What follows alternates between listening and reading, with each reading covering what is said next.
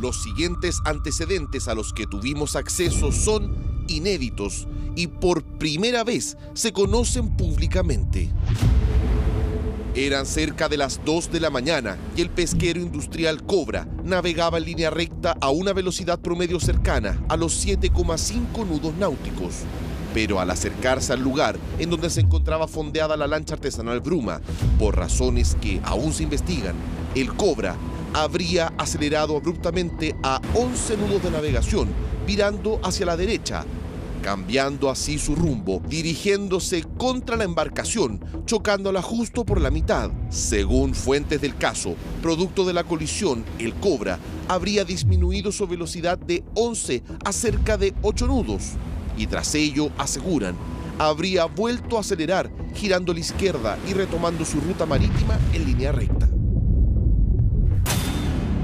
En mi análisis, yo tuve toda esta información y me llamó la atención, como lo había dicho inicialmente, que el buque tiene una caída extraña al 280, que es cuestionable. ¿Por qué lo hicieron? De acuerdo a mi análisis, sí lo impactó y lo arrolló. Te das cuenta que apagaron la antena ICE. Esa antena lo que hace es transmitir cada 1 minuto su posición. Y te das cuenta que aceleró. ¿Por qué giró? Iba en esta raya y gira, ¡pum! ¿Acaso fue solo un accidente náutico o hubo intención en el choque? Llegamos hasta la región del Biobío en búsqueda de los principales imputados por las muertes tras el choque del Cobra y el Bruma. Queríamos ver la posibilidad de poder conversar con algún representante de la gerencia. Estoy buscando la casa de Juan Sangüesa. Él era mi hermano. El que falleció, ¿no? Ahí lo mataron. Él, no sé si querrá hablar. Todavía como que de repente no duerme bien, todas esas cosas. Está afectado. En exclusiva, conocimos los nuevos antecedentes que se manejan sobre lo que realmente habría pasado la noche en que chocó el Cobra contra el Bruma. ¿Y este choque fue accidental? Si me preguntan a mí personalmente, no. No fue accidental. No, porque accidente marítimo no puede ser. Que justo cuando se discutía la ley de pesca, los industriales y los artesanales, no creo para nada que haya sido casual. Yo creo que fue una advertencia. Los cuerpos no aparecieron y no van a aparecer nunca. Eso nosotros lo sabíamos. Es lamentable decirlo. Los antecedentes son muchos.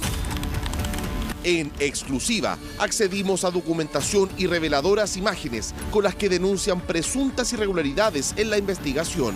Se supone que nadie debería subirse ni bajarse de la embarcación. Vienen con bandanas que no se les nota la cara. Personal de la empresa Blumar sacar bolsas negras y botarlas a los basureros. Estuvimos en donde ningún otro medio había logrado llegar. Es súper fuerte esta imagen porque lo que estamos viendo es parte de la pintura roja con blanco que tenía el Bruma. ¿Qué tendrá que decir la empresa responsable respecto a los supuestos pactos de silencio? Todos los detalles se los contamos en el siguiente reportaje de Contigo en la Mañana.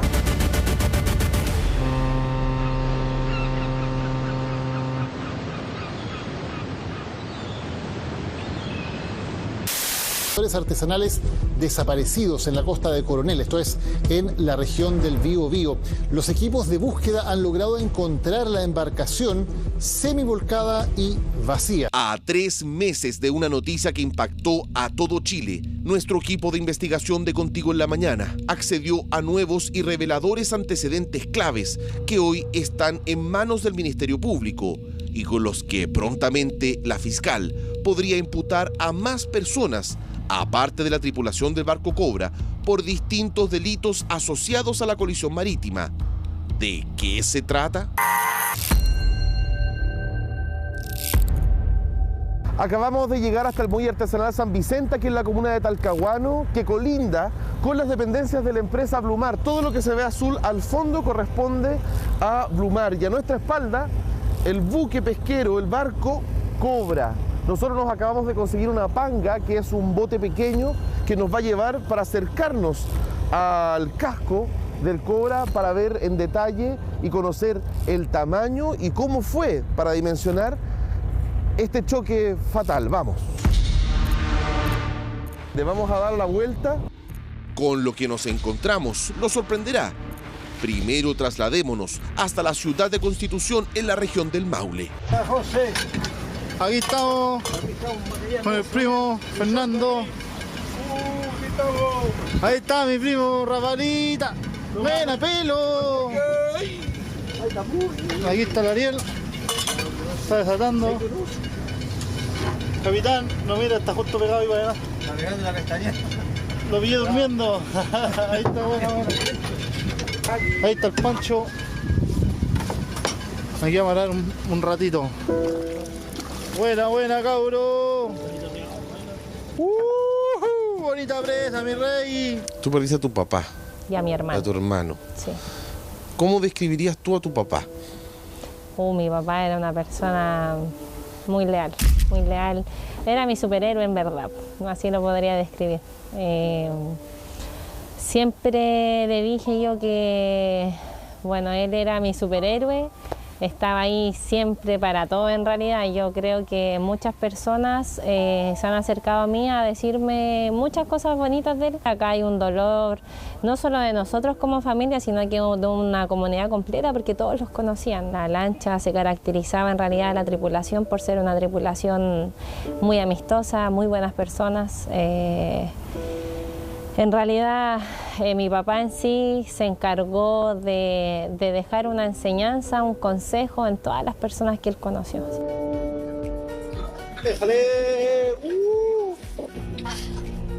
Este es uno de los últimos registros de los 7 tripulantes de la lancha Bruma. Catalina Medel es hija del capitán y hermana de uno de los pescadores fallecidos. A nosotros, en realidad, él siempre nos estuvo preparada en el sentido de que les podía pasar algo, como tú bien dijiste, quizás quedar en pana, quizás irse a pique, como uno lo llama, pero nunca ha estado en la mente de uno que venga una embarcación mayor y te mata a tu familia, porque eso fue lo que pasó acá. O sea, nosotros sabemos que el trabajo de la pesca artesanal es un trabajo que corren riesgos, que puede que salgan y no vuelvan, pero nunca vamos a pensar que va a venir otra persona y se va a ir encima de una lancha. Las familias de los 7 pescadores nunca se imaginaron que morirían, literalmente, atropellados por un barco industrial en medio de la inmensidad del mar, y que conocer la verdad de lo que realmente habría ocurrido se volvería tan difícil. Con el correr del tiempo, esta historia ha dado más de un giro inesperado en el que denuncian obstrucción a la justicia, pactos de silencio, contradicciones, irregularidades y un sinfín de acusaciones que, para conocerlas, tendremos que retroceder en el tiempo hasta el mes de marzo. El día de la desaparición. Era la última semana de marzo y desde este muelle en la ciudad de Constitución zarpó la lancha artesanal Bruma y se dirigió hasta los alrededores de la isla Santa María frente a la costa de la comuna de Coronel. Allí sus pescadores pescaban bacalaos. La madrugada del domingo 30 de marzo detuvieron su trabajo para descansar y dormir sobre la lancha, la cual fondearon o estacionaron frente a la isla. Allí se les perdió el rastro, ya que fue la última vez que el radar de la nave emitió su señal de ubicación. La mañana de ese domingo, desde la Asociación de Bacaladeros del Maule, se percataron de que algo les habría pasado. Nosotros partimos a las 10:02 de la mañana del día 30.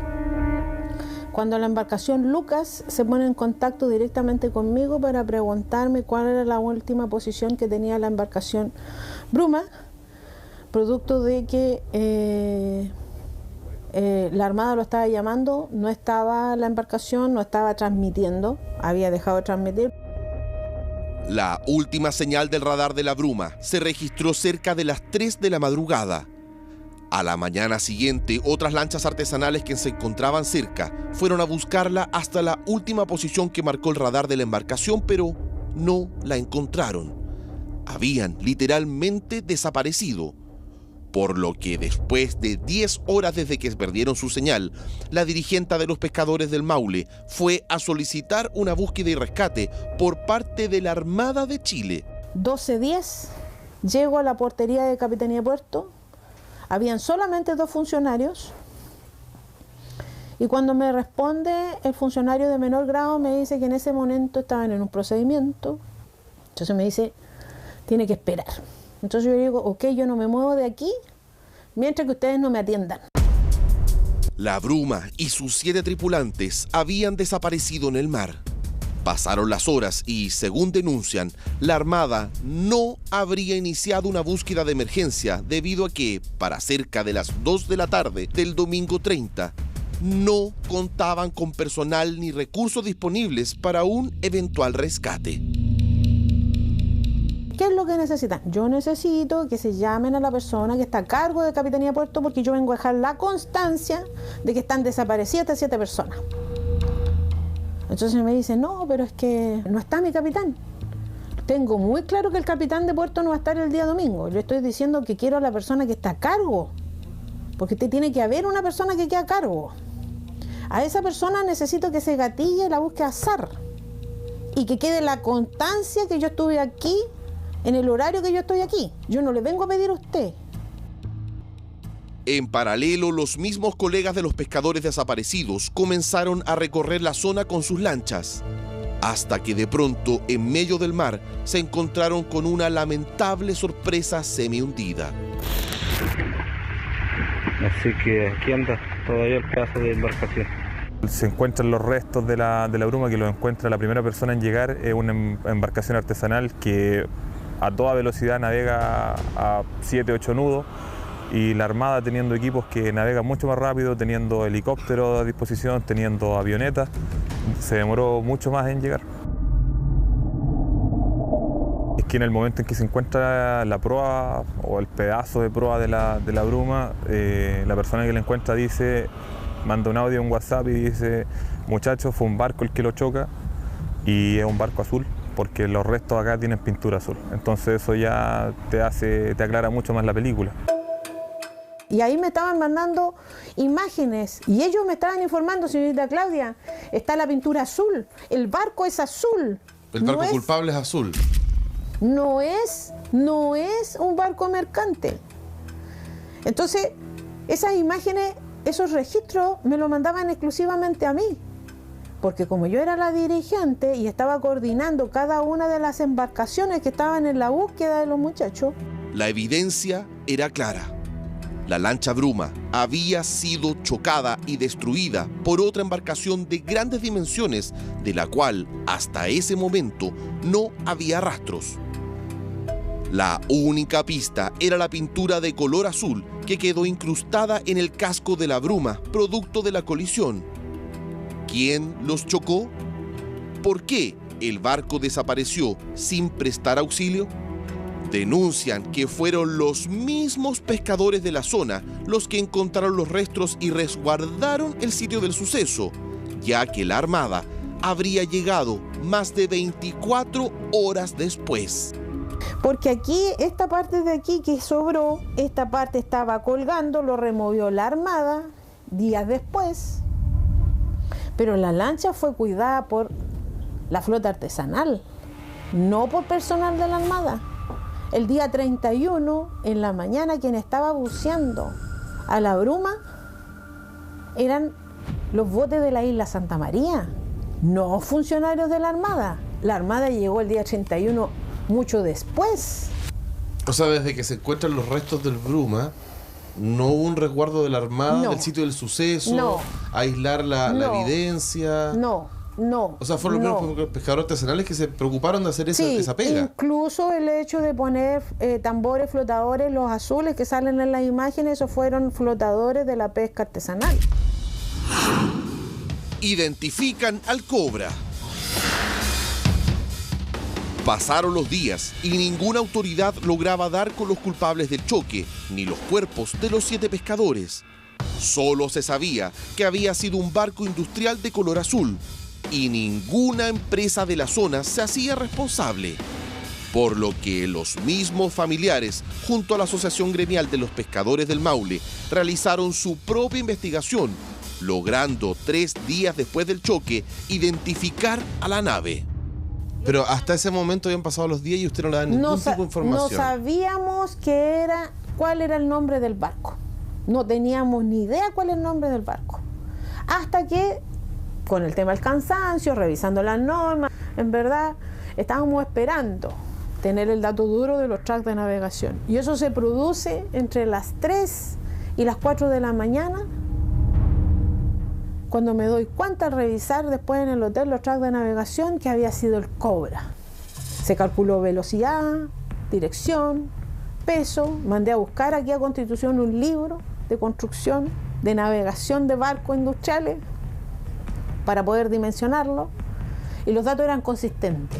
Yo no iba a esperar a que la Armada me viniera a decir a ninguno de nosotros, oye, ¿sabes qué? Estábamos con la hipótesis. No, el Cobra era y nosotros dimos la denuncia de que era el Cobra y que ese era el barco, así, con ese nivel de fuerza.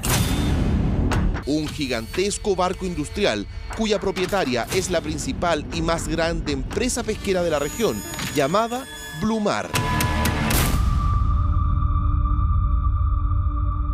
Para que puedan dimensionar, acá a mano izquierda, estas goletas, estos barcos, son más o menos del tamaño que tenía el Bruma. A nuestra derecha, el Cobra, que lo supera en varios metros el tamaño que tenía el Bruma. Un barco de metal bastante grasero, bastante grande, que claramente al momento de impactar a exceso de velocidad, lo que hacían es comparar el choque de un camión contra un vehículo citicar menor, que claramente el daño iba a ser muy grande. Tras el choque y 3 días después de la desaparición de la tripulación de la Bruma, aunque parezca insólito, durante todo ese tiempo ni los tripulantes del barco industrial ni la empresa se habrían pronunciado. Recién allí, tras el descubrimiento y denuncia realizada por Claudia, las autoridades comenzaron a investigar al Cobra como los responsables de la colisión. Es que ahí hay ciertos vínculos y por eso es que uno empieza a adquirir información de las mismas personas que estaban en ese momento ahí. Pero al salir los tracks de navegación era un dato absoluto. Ya no eran ni restos náufragos que salió a decir la empresa. En un primer momento hablaba solamente parte de la gerencia de Blumar, Balbontín directamente, y ya después era Alejandro Espinosa que daba las declaraciones. Ya dejaron de hablar, era solamente Alejandro Espinosa, y ahí son cosas que empiezan a ocurrir, que uno viene a observar de que hay cierta obstaculizar el proceso de investigación, y daba señales de que había algo extraño de que estaba ocurriendo. Esta parte de la historia usted ya la conoce. Tras la denuncia e identificación, la Armada le exige al barco Cobra que retorne a puerto. Le realizan las primeras pericias y determinan que en su proa, en el casco delantero y en los costados, mantenía abolladuras e incrustada pintura de color blanco, rojo y negro, correspondiente a la lancha Bruma. Y hasta el día de hoy, la empresa Blumar, propietaria del Cobra, asegura que la tripulación del pesquero nunca se habría percatado del choque hasta que los notificó la Armada. ¿Será esto posible, teniendo en cuenta toda la tecnología con la que cuenta el barco y la fuerza con la que impactó el Bruma en medio de la noche?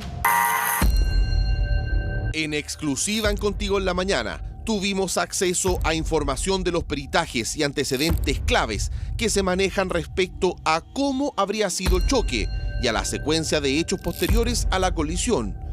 Incluso denuncias de presuntas irregularidades del resguardo de la evidencia. En nombre de Dios y la patria se abre la sesión.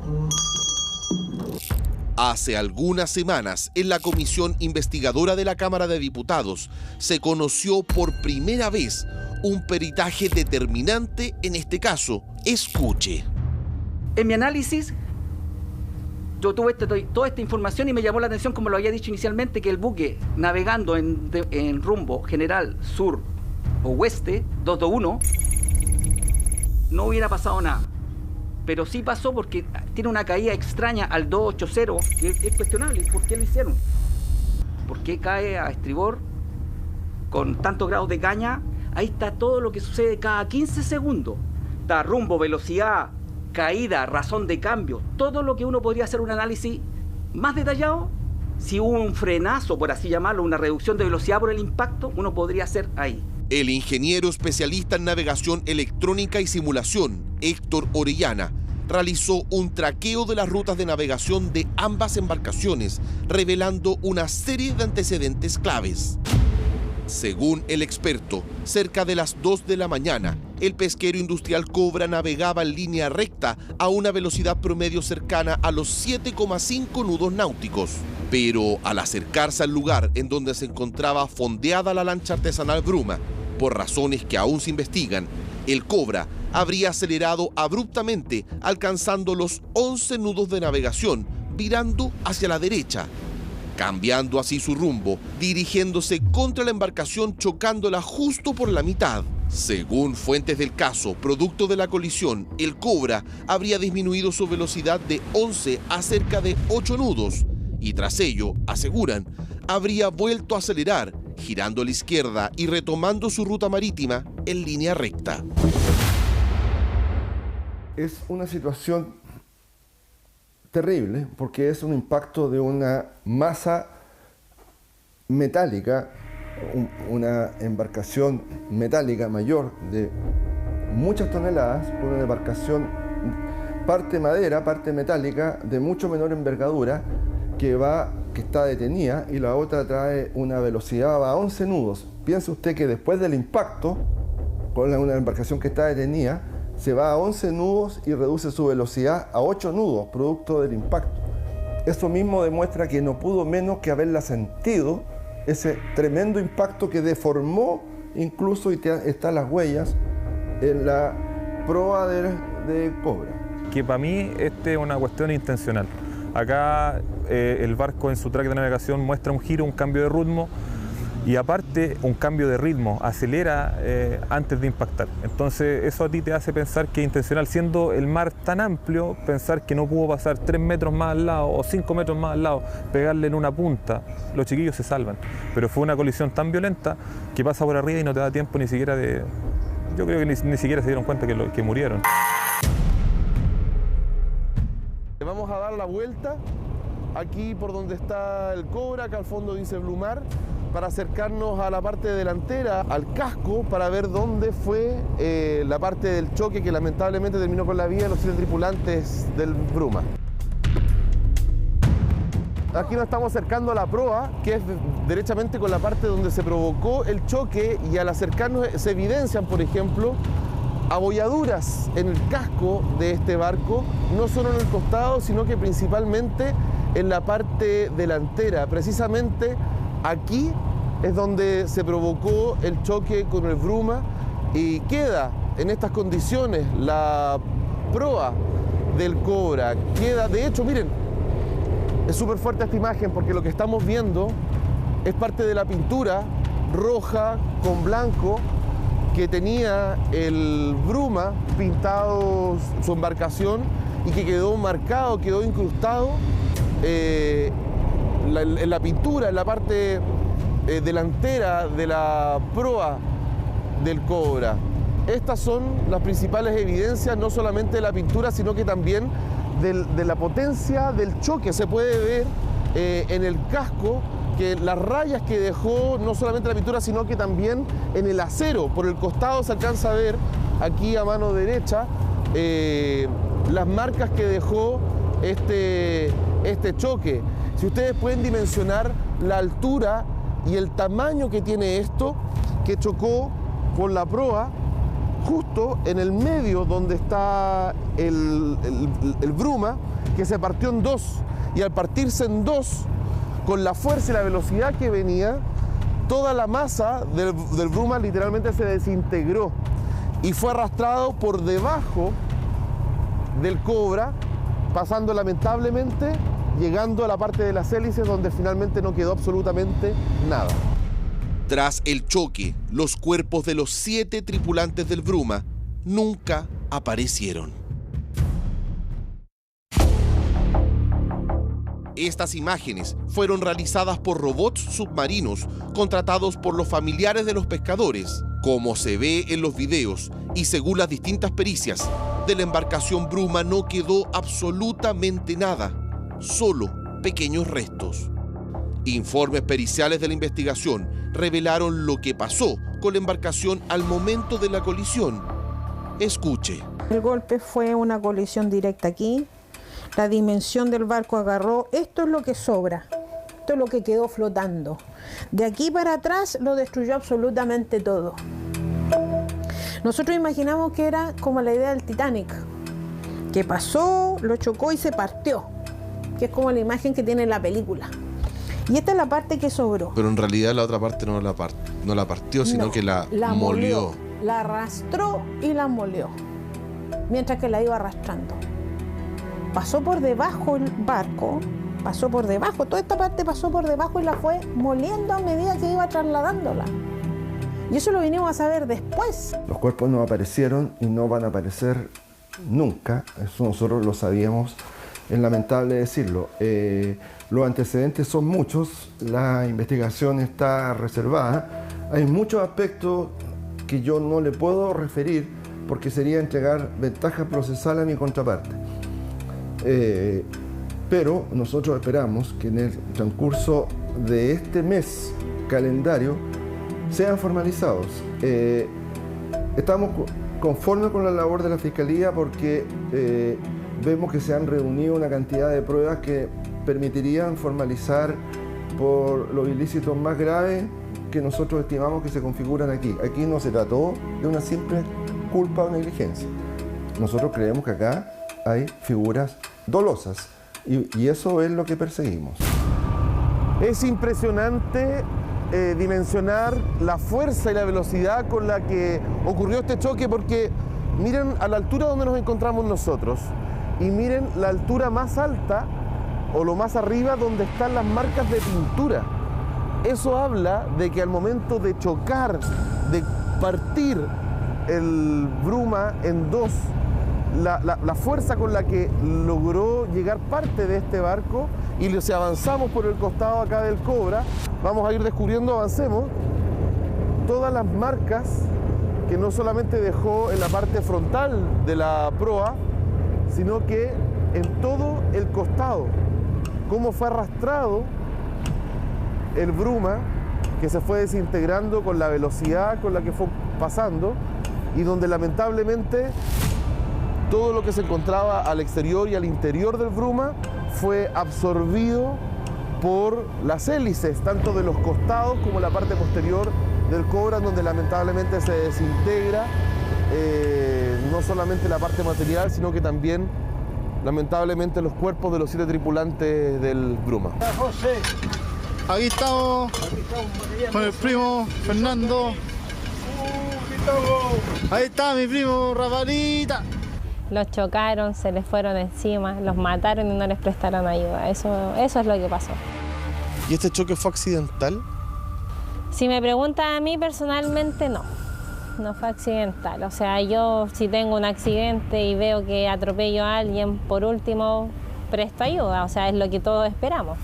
Pero en este caso no fue así, pues, o sea, el Cobra pasó por arriba de la Bruma, se escuchó, es muy probable. Para mí fue intencional, no, esto no fue un accidente, o sea, ni siquiera se prestaron a tener la intención de ayudarlos. No, porque accidente marítimo no puede ser. Que justo cuando se discutía la ley de pesca, los industriales y los artesanales, no creo para nada que haya sido casual. Yo creo que fue una advertencia. Todo esto se da en un contexto súper caliente que es la ley de pesca. En el mar siempre la cuestión ha sido bien tenso entre los industriales y los artesanales, y se da en el tema del fraccionamiento, entonces todo eso alimenta la posibilidad de que hubiese sido intencional. La consistencia en los relatos de los distintos capitanes, cómo fue, qué fue, y cuando ya empiezas a revisar dato a dato y te das cuenta que aceleró, ¿por qué giró? Iba en esta raya y gira, ¡pum! Y los medios con los datos ya empezaron a generar los videos de réplica y que tú te das cuenta que la pregunta fundamental es ¿por qué giró? ¿Cuánto es el tiempo? O sea, el Cobra va a cierta velocidad, aumenta su velocidad, gira, y gira en dirección precisa donde estaba el Bruma. Sí, eso está en todos los diseños, análisis, modelos, etc.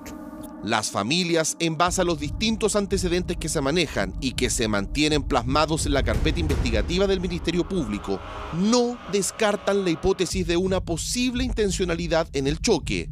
¿Qué tendrá que decir la empresa responsable? Estamos a las afueras de las oficinas centrales de la empresa Blumar, a muy pocos metros del puerto de Talcahuano.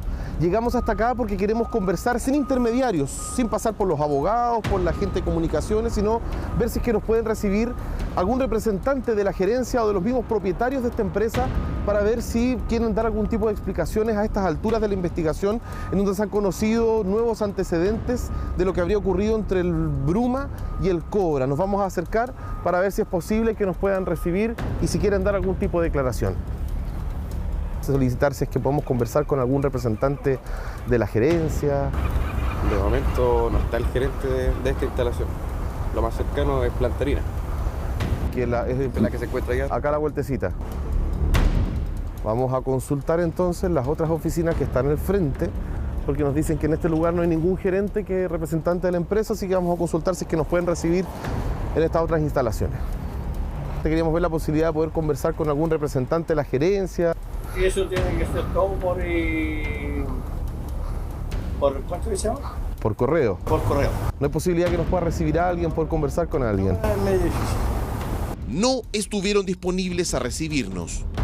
A través de una entrevista concedida a Chilevisión Noticias, el abogado de la empresa Blumar, por primera vez, reconoció públicamente el choque entre ambas embarcaciones. Esto es una investigación abierta donde lo que se busca establecer, respecto a lo cual evidentemente nosotros estamos muy interesados, es las causas de este abordaje o choque entre dos embarcaciones y el naufragio y lamentable muerte de los tripulantes del Bruma. De manera que la investigación busca establecer la dinámica de este accidente, las causas del mismo y si hay eventuales responsabilidades tanto de la tripulación del Cobra como eventuales faltas a la legislación de navegación por parte de la tripulación del Bruma. Asegura que la colisión marítima se trataría de un accidente y descarta por completo intencionalidad en ella, asegurando que la tripulación del Cobra jamás se habría percatado del choque. O sea, ¿se pudo haber producido un impacto directo y que en el Cobra nadie haya escuchado ese impacto? Absolutamente, absolutamente. ¿Qué es lo que mantienen los tripulantes? Es la versión de los tripulantes y nosotros tenemos informes que respaldan eso.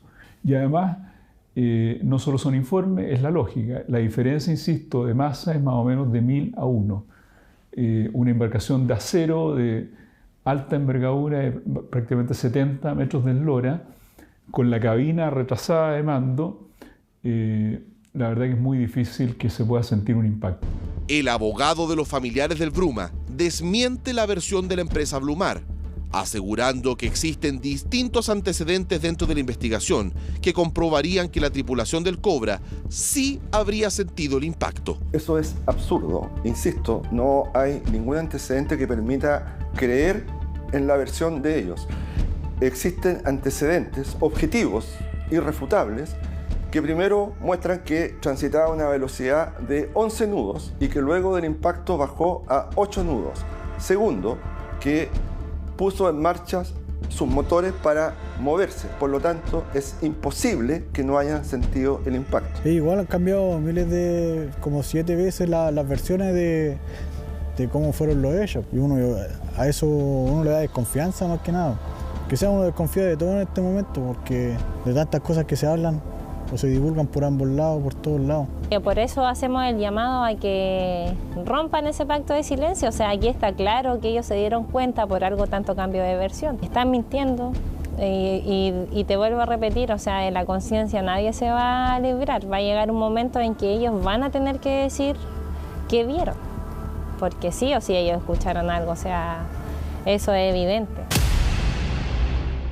Pero en ese lapso del accidente la mar estaba llana y la visibilidad era buena. ¿Por qué le digo yo que era buena la visibilidad? Porque a 10 millas del lado sur mío habían 2 barcos que lo mismo le dije al fiscal bolinchado. Y se veían el de Lumbre clarito, se veía la isla Santa María, se veía todo. Y el cabro le dije yo, ¿cómo? No, mi hijo está despejado toda la noche, no ha habido niebla, tío, me dijo. Entonces, ¿cómo no lo iban a ver a la lancha?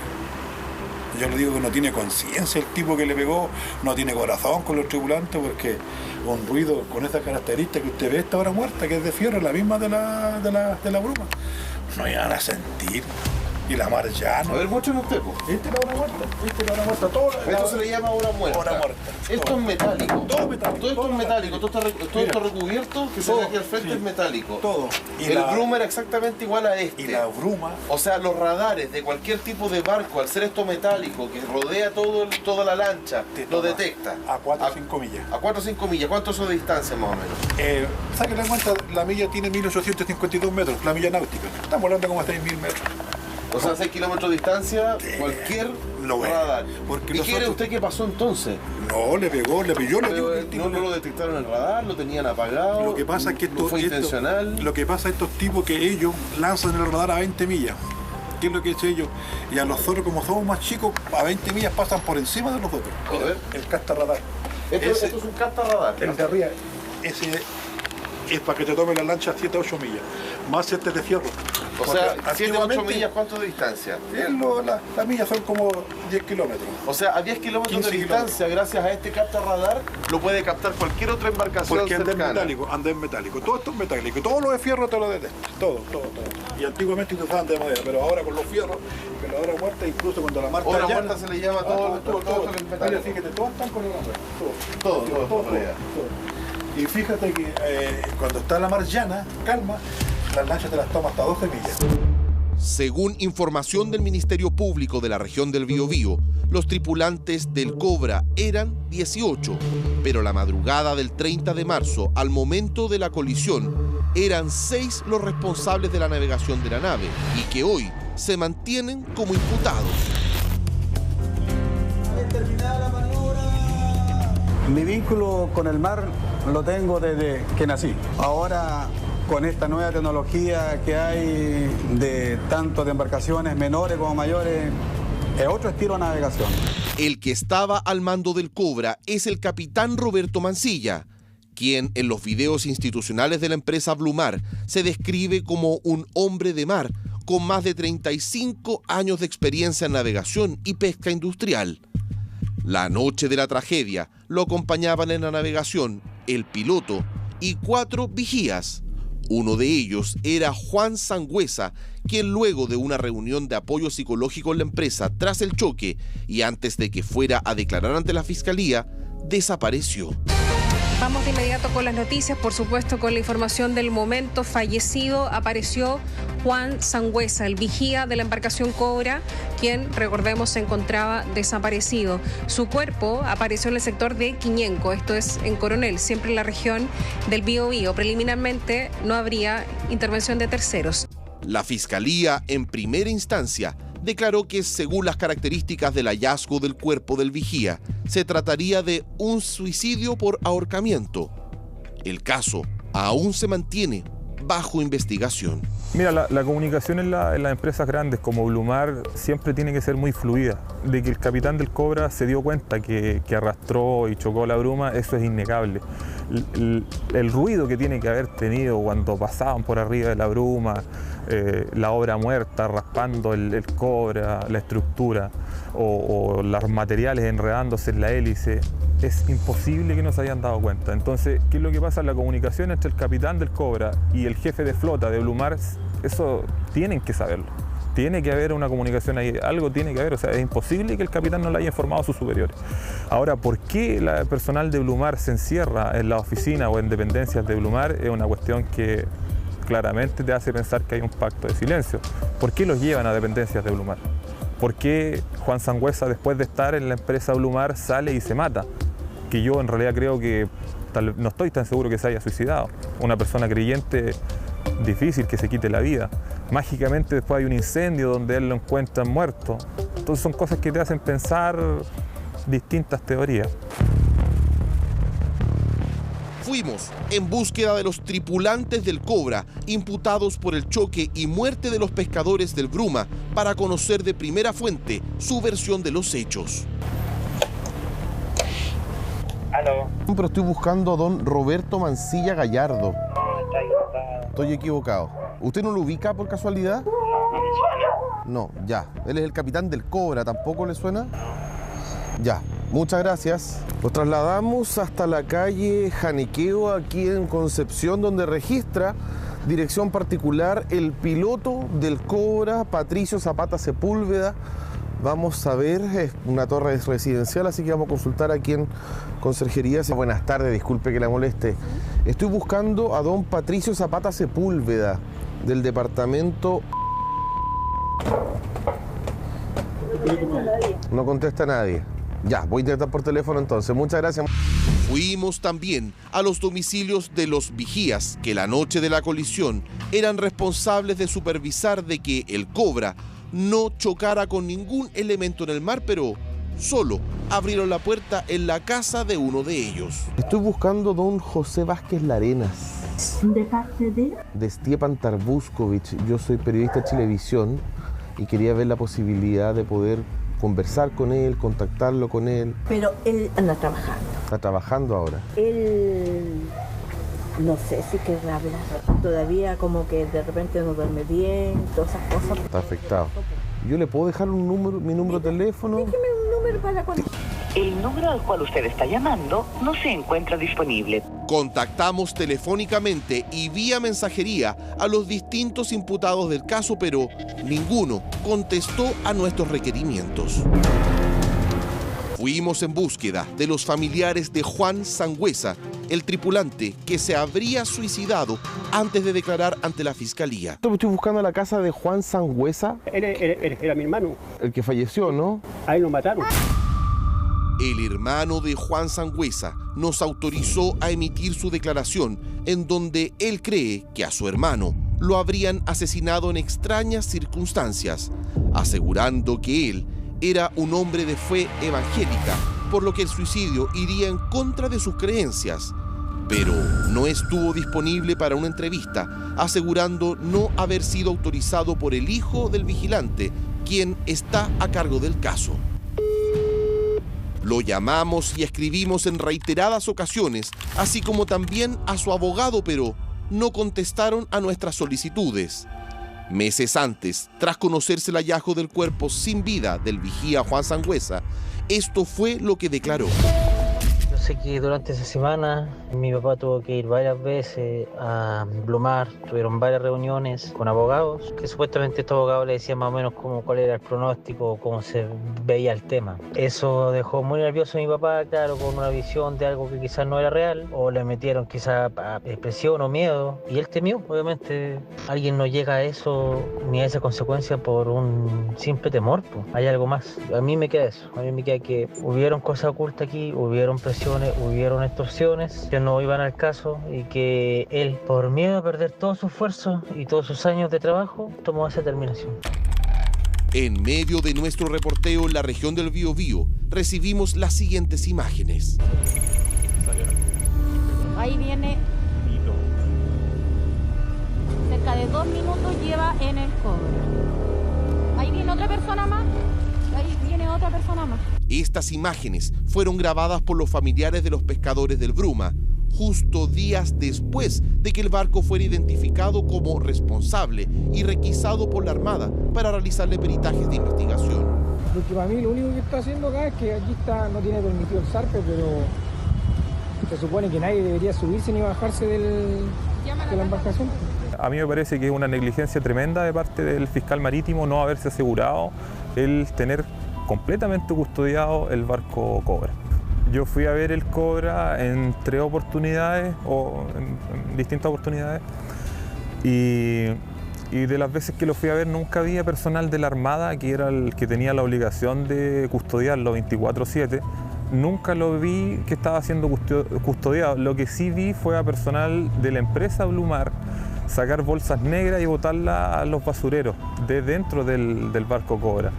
Y eso no corresponde porque el Cobra era objeto de investigación y debía permanecer intacto, porque uno nunca sabe qué podías tú encontrar. Denuncian que tras el choque se emitió una orden de retener al Cobra para investigarlo, pero en vez de trasladarlo a dependencias de la Armada, fue llevado hasta las instalaciones de la empresa Blumar, en donde le realizaron las primeras pericias por parte de la Brigada de Homicidios de la Policía de Investigaciones y la Armada, pero que, tal como lo muestran estos registros, nunca habría sido resguardado por personal de la Policía Marítima de la Armada. Ese es un aspecto súper relevante que está bajo reserva de la investigación y que podría configurar un ilícito especial, y yo no me puedo referir al caso.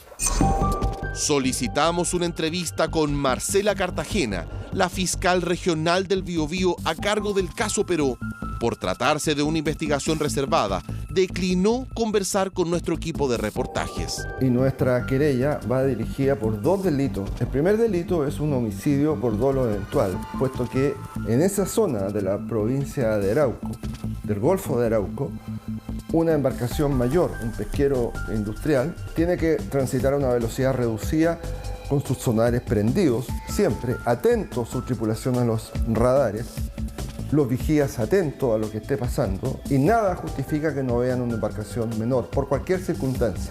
Y el segundo delito, porque lo primero podrían haber dicho que no lo vieron, cualquier cosa, que nosotros pensamos que está descartado. Pero aunque así hubiera sido, lo que es imperdonable es lo que pasó después del impacto. Porque después del impacto, la obligación, y que lo dice la ley de navegación expresamente, toda embarcación en alta mar, en el mar, que impacta a otra, tiene el deber, la obligación de prestar ayuda a la embarcación que naufrague.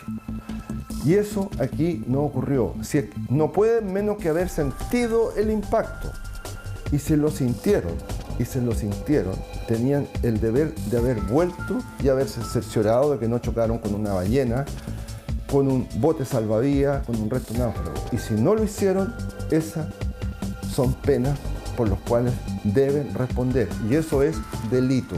Y por eso deben responder. Y eso es lo que este caso lo hace particularmente grave respecto de todos los demás casos que ha conocido la jurisprudencia nacional. Por eso en este caso nosotros pensamos que estos sujetos tienen que responder con pena efectiva de presidio. Según fuentes ligadas al caso, hoy no solo se investiga a los imputados por el choque con resultado de muerte entre el Cobra y el Bruma, sino que también a los gerentes y dueños de la empresa Blumar ante una eventual obstrucción en la investigación, en donde el Ministerio Público tiene la difícil misión de determinar qué fue lo que realmente pasó aquella noche en que el destino de los 7 tripulantes del Bruma y sus familias cambió para siempre. Choque entre el Cobra y el Bruma, intención o accidente, las respuestas están en manos de la justicia.